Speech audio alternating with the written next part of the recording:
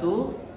Berjumpa kembali dengan saya Salmi Fernandes, calon guru penggerak angkatan 9 dari SMP Negeri 79 Jakarta, Provinsi DKI Jakarta. Pada kesempatan kali ini saya ditemani oleh Ibu Muanifah sebagai guru IPA dari SMP Negeri 79 Jakarta dan didampingi oleh Ibu pengajar praktik saya, Ibu Lucia Marsudiningsih. Selamat pagi Ibu. Selamat pagi Bu Iva. Gimana kabarnya hari ini Bu Iva? Alhamdulillah baik. Alhamdulillah baik ya. Pada kesempatan kali ini saya mau melakukan pasca observasi nih Bu Iva bersama Bu Iva. Mungkin pada pasca observasi ini saya nanti akan banyak bertanya ke Bu Iva gitu ya. Mungkin kiranya Bu Iva bisa menjawab dengan observasi yang sudah kita lakukan gitu ya. Terima kasih Bu Iva sudah hadir di sini, dan hari ini lagi kosong ya kebetulan ya jamnya ya. Iya. Lagi kosong. Baik. Bagaimana kira-kira perasaan Bu Iva setelah saya observasi saat itu gimana? Oke. Untuk perasaan saya setelah kegiatan observasi, perasaan saya merasa senang dan lega. Alhamdulillah untuk kegiatan observasi berjalan dengan lancar sesuai dengan rencana, Kak. Jadi berjalan dengan lancar sesuai dengan rencana yang sudah Ibu buat ya? Iya. Oh gitu. Kemarin observasi waktu itu di kelas berapa ya Bu Iva ya? Kemarin observasi di kelas 86. 86 ya? Iya, Di materinya tentang gelombang pada tali. gelombang padat. Bisa mungkin Ibu ceritakan kembali area pengembangan yang Ibu kembangkan yang sudah Ibu lakukan di dalam kelas kemarin? Iya. Untuk area pengembangan, saya melakukan dua aspek area pengembangan. Yang pertama yaitu aspek pengembangan kognitif, dan yang kedua aspek pengembangan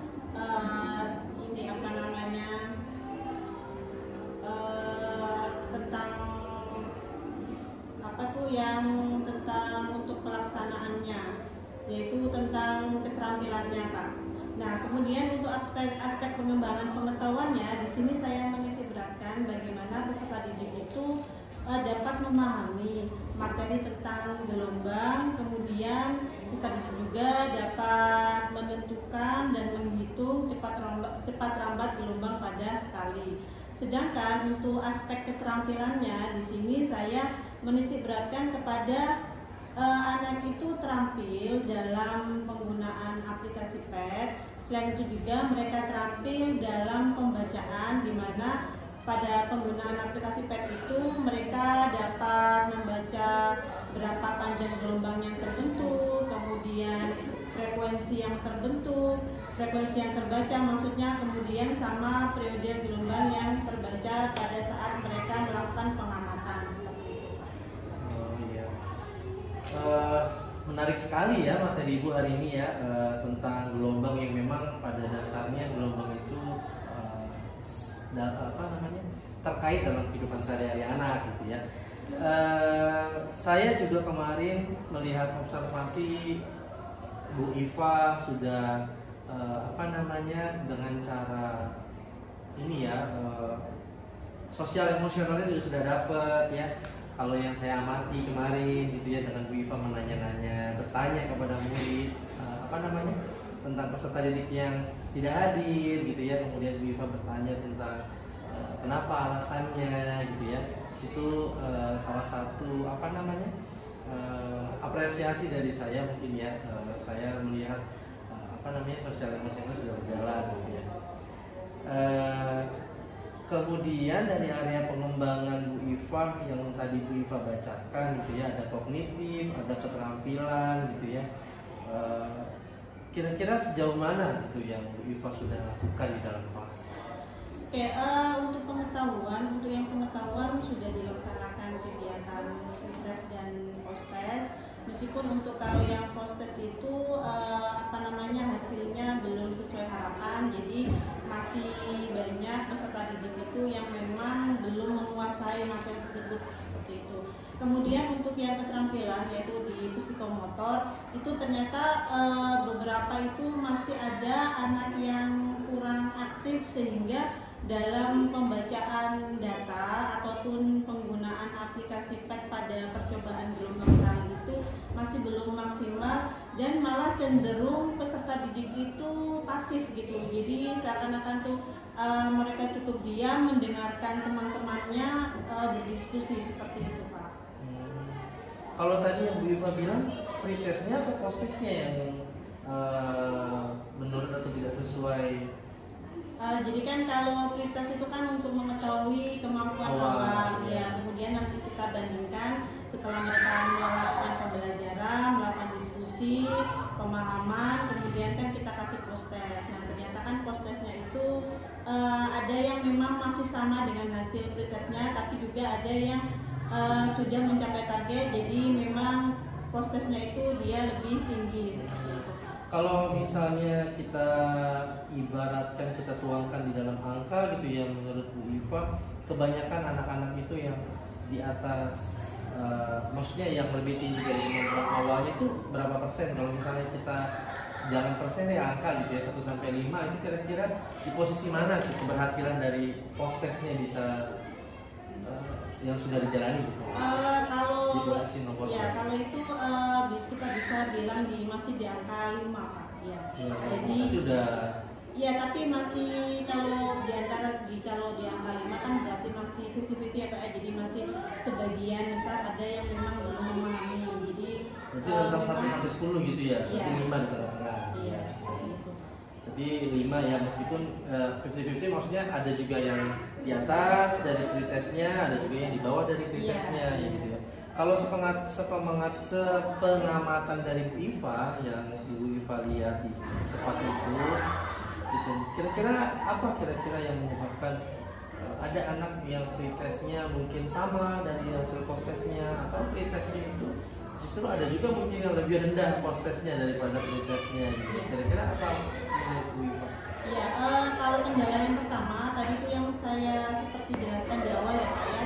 Jadi ada beberapa anak itu yang masih pasif kayak gitu kan, dan cenderung itu mereka ya udah deh diam aja gitu sambil melihat temannya berdiskusi, sambil melihat temannya berinteraksi gitu.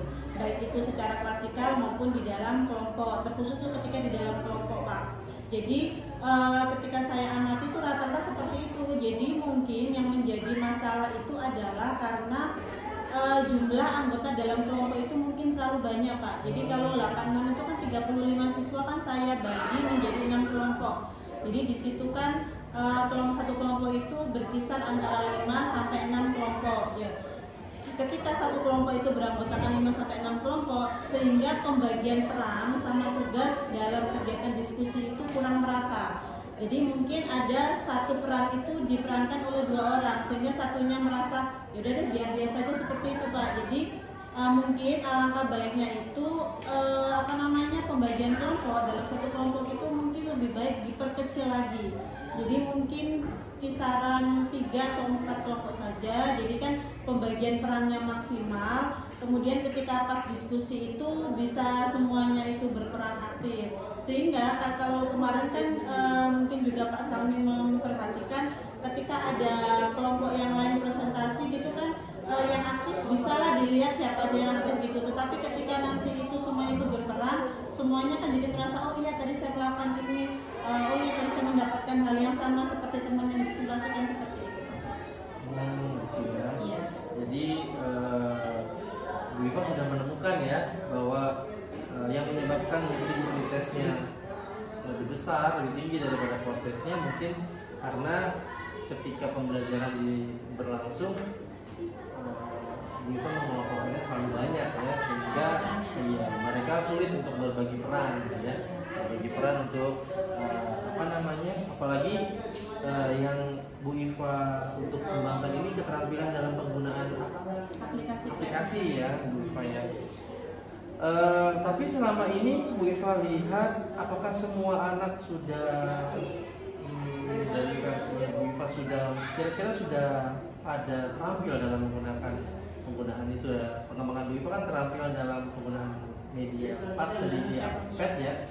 Kalau boleh tahu PET itu kayak gimana ya Bu? Jadi kalau PET ini adalah PET Colorado Pak, ini adalah merupakan salah satu media laboratorium virtual. Di situ juga ada sains, kemudian ada matematik juga, sehingga di situ itu anak akan lebih memudahkan untuk mengamati data. Nah, contoh kalau gelombang pada tali itu kan kalau dalam soal-soal itu kan emang anak itu kan diminta untuk menghitung atau menentukan berapa banyak panjang gelombang pada tali. Nah, mereka kan ketika menggunakan PET itu udah langsung tahu kenapa sih misalnya kalau dalam hitungan ketika panjangnya sekian, kemudian gelombangnya terbentuk sekian, panjang gelombangnya ternyata sekian gitu. Itu kan tapi anak menggunakan hitungan, tetapi menggunakan aplikasi ini dengan cara yang sama, tetapi kan mereka ini langsung tahu, oh ternyata ketika panjang gelombang itu sekian, dan ternyata ketika di matchkan, ketika disandingkan dengan hitungan sama dengan percobaan itu sama. Jadi lebih memudahkan anak itu dalam berimajinasi, oh ternyata itu menentukan panjang gelombang itu begini, maksudnya dalam imajinasi kalau percobaannya, kemudian kalau periodenya, terus frekuensinya seperti itu. Nah, seperti yang tadi saya jelaskan di sebelumnya, bahwa kalau kelompoknya banyak sehingga ketika mereka tidak tahu tapi temannya ada yang sudah tahu, oh ya sudah deh dia sudah tahu gitu. Tapi kalau dia berperan kemudian belum tahu kan, sehingga dia akan mencari tahu seperti itu Pak. Jadi itu yang membuat mereka itu cenderung ketika tidak tahu ya sudahlah, sudah ada yang tahu begitu. Jadi malah ketika dia pasif, dia tetap pasif aja, aktifnya kurang seperti itu. Jadi mungkin memang ada kurang rasa keingintahuan anak ya. Iya. Rasa keingintahuan. Kira-kira kalau tadi yang Bu Iva bilang bahwa karena temannya sudah tahu dan dia juga itu mungkin karena by aplikasi gitu ya Bu Iva. Kira-kira ada kendala nggak dengan sarana-prasarana yang mereka gunakan? Oke, kemarin tuh kan pembelajaran kan saya lakukan secara berdiferensiasi Pak. Jadi di situ saya membagi kelompok juga berdasarkan gaya belajarnya, ada yang visual, ada yang audio, kemudian ada juga yang kinestetik. Yang kinestetik itu mereka mempraktekkan langsung, jadi mereka menggunakan handphone mereka untuk menggunakan aplikasi PET-nya. Nah, sedangkan yang visual itu anak-anak sudah saya sediakan, jadi bentuk printoutnya, percobaannya, jadi mereka di situ tuh lebih fokus ke cara membacanya. Karena kan memang kalau visual tuh kan disuruh gerak-gerakin, memindah-mindahkan tuh kan masih kurang gitu. Jadi memang karena kan tujuannya kan sama, sehingga anak itu bisa membaca panjang gelombang pada gelombang tali itu kan berapa. Nah, sedangkan untuk audionya itu saya sudah siapkan untuk yang menggunakan video yang bisa bergerak dan ada suaranya. Mereka tonton, mereka dengarkan. Karena kalau audio itu kan memang suka yang ada suaranya. Jadi ketika mereka ingin mempraktekkan juga bisa, atau mereka mengamati dalam video itu juga apa yang dia lakukan juga bisa. Berarti mereka dibagi dalam sesuai dengan belajar gitu ya Bu Iva ya. Tapi berarti tidak semua siswa menggunakan aplikasi PET ini ya? Ketiga-tiganya itu tetap menggunakan aplikasi, hanya saja beda berarti di kontennya. Iya, seperti itu. Jadi kontennya yang dibedakan di situ. Kemudian pada saat aplikasi semua menggunakan aplikasi itu ya. Tapi pada saat menggunakan aplikasi itu kira-kira menurut Bu Iva apa kendala yang anak hadapi? Kenapa anak kurang rasa ingin tahunya? Kan begini, karena memang kalau dalam kelompok itu kan memang yang dihasilkan adalah kelompok. Kemudian diskusinya kan biasanya kan beda ada surat terbanyak, sehingga ketika dalam satu kelompok itu berapa 6 misalnya, ternyata kan yang 4 udah aktif, yang 2 tidak, ya sudah kan. Jadi menurut mereka itu dianggap ketika 4 suara ini sudah mendominasi dan yang 4-nya sudah paham, oke gitu. Kemudian kan jadi ada anak itu yang memang mereka itu cuma oh iya ya berarti menggunakan rumus ini aja gitu. Jadi memang tahunya itu sekedar tahu saja. Jadi belum bisa menemukan sendiri ternyata pemahaman konsep itu seperti ini loh gitu. Berarti tetap pakai rumus ya? Iya. Jadi aplikasi itu untuk ini memudahkan anak dalam berimajinasi. aplikasi. Ternyata kalau menghitung itu seperti ini gitu. Karena kalau menghitung saja kan berarti lebih ke matematisnya. Tapi ketika kita menggunakan aplikasi, maka nanti kita itu mengajak anak itu untuk bernalar juga. Jadi kalau nalarnya juga jalan, maka ketika nanti misalnya udah disajikan gambar dalam soal, disediakan gambar, disediakan angka, apalagi angkanya itu angka-angka yang cantik, sebenarnya tanpa ribet menghitung itu mereka udah tahu, oh ternyata itu panjangnya itu sekian, seperti itu. Dengan angka yang cantik tadi ya, luar biasa. Sebenarnya aplikasinya juga bagus ya untuk memudahkan anak gitu. Tapi apakah semua anak terfasilitasi dengan maksudnya dengan mencoba mungkin media yang ada gitu, atau hanya satu kelompok saja di sarana difasilitasi gitu atau gimana? Sebenarnya untuk aplikasi, untuk link kan kita menggunakan link, kita tidak menggunakan webnya, aplikasinya, sehingga semua anak itu sebenarnya bisa menggunakan itu. Hanya saja kan karena memang kita itu terbentur sama gaya belajar, jadi kalau memang anak itu udah tahu, oh di sini visualnya seperti ini gitu, mereka mencoba pun tidak masalah. Jadi setelah pembelajaran pun saya juga mencoba ayo menggunakan handphonenya semua, karena itu juga memang sangat mudah sekali diakses. Kemudian untuk meskipun handphone anak itu layarnya kecil, kalau memang mereka pengen ini sebenarnya angkanya berapa sih, diperbesar dengan cara di zoom gitu juga dengan mudah bisa. Iya. Wah, terima kasih nih Bu Iva. Saya perlu banyak belajar nih dari Ibu kayaknya ya. Dari penggunaan media yang begitu seru ya, ketika observasi anak-anak juga antusias ketika di kelas gitu ya. Baik Bu Iva, dari paparan Ibu tadi mengenai pasca observasi ini, kira-kira apa tindak lanjut yang akan Ibu lakukan gitu ya setelah observasi yang sudah kita lakukan? Untuk tindak lanjutnya tentunya yang pertama tadi Pak, saya ingin menerapkan pembagian kelompok yang lebih kecil lagi.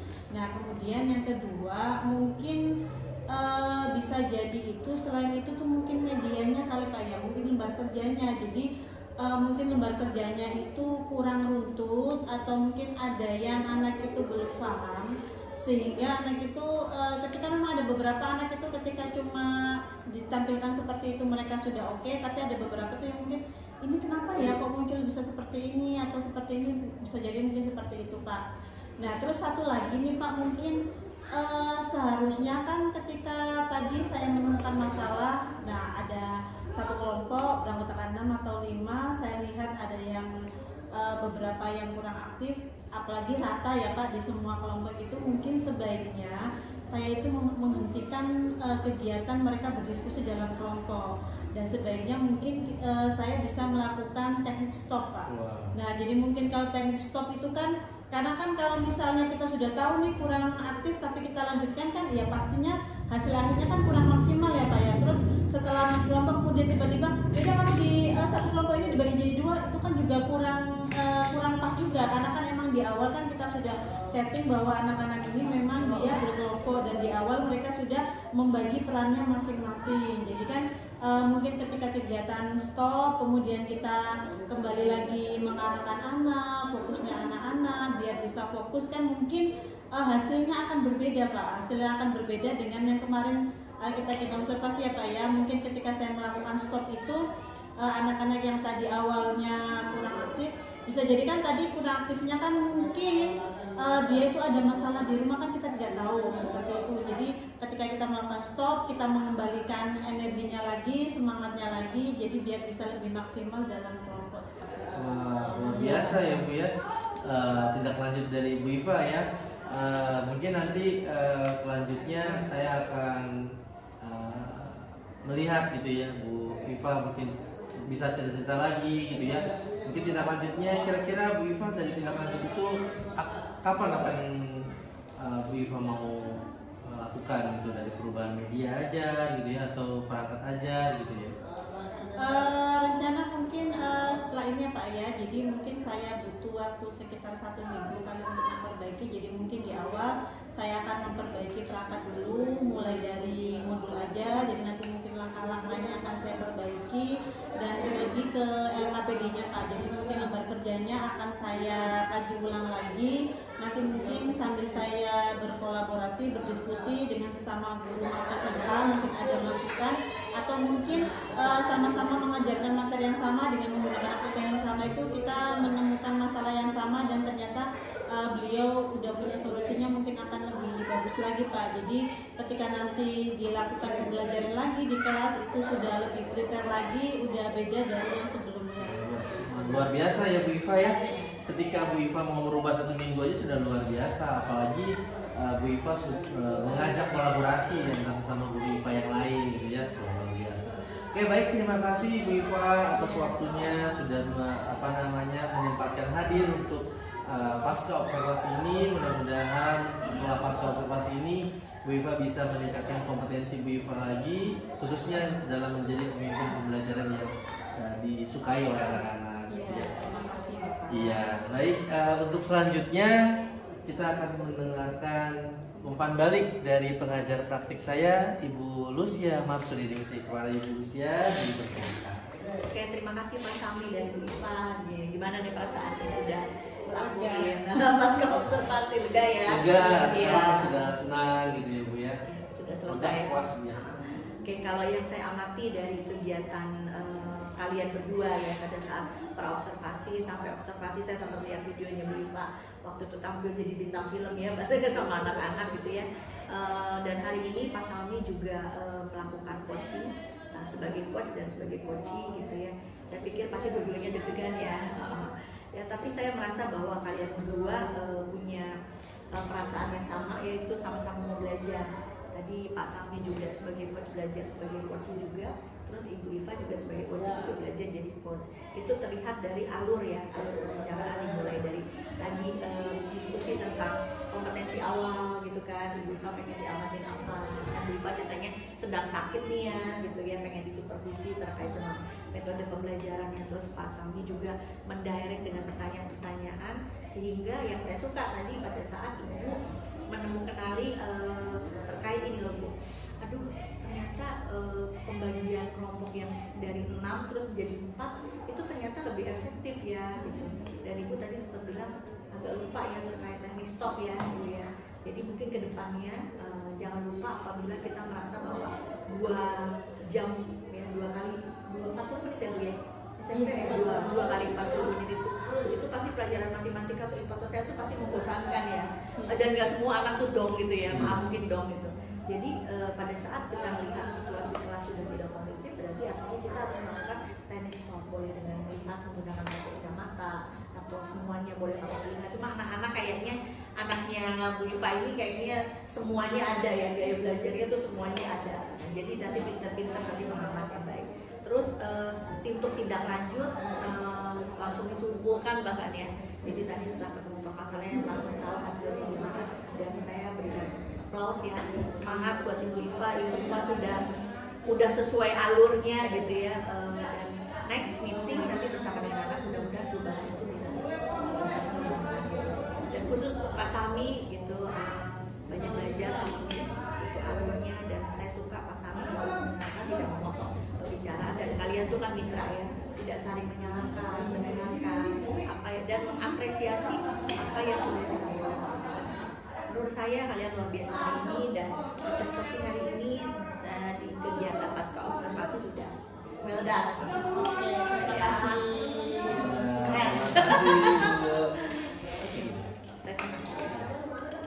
Baik, terima kasih atas pasca observasi hari ini kepada Bu Iva, Bu Lucy. Saya akhiri, assalamualaikum warahmatullahi wabarakatuh. Waalaikumsalam.